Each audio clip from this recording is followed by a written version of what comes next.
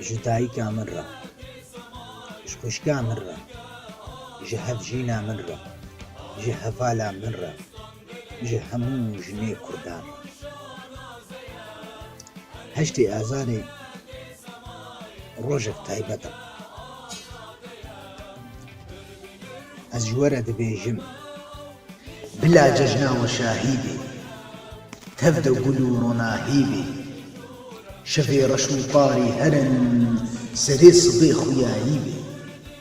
Jîna Kurda jîr û zana, ji bo welat xweş xwedî bê.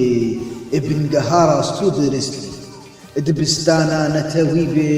Piştevana mêrê Kurdî, di malê de kebanî bê. Li sengera min bi milî, şerbana azadiyê bê. Xweş pîroz bê bita ebro, trewana jî min demê bê. Trewana jî min demê bê. Abdurrahîm İsmaîl, bavê Rûsû.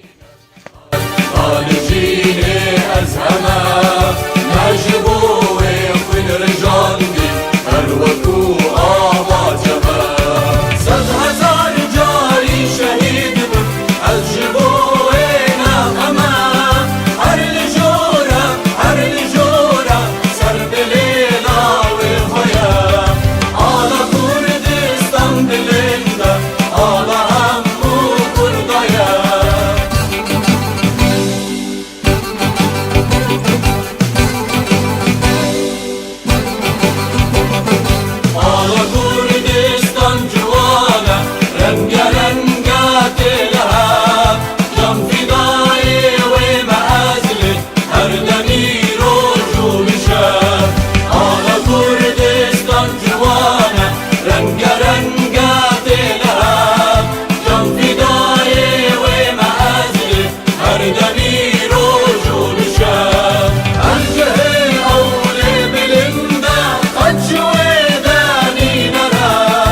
Arli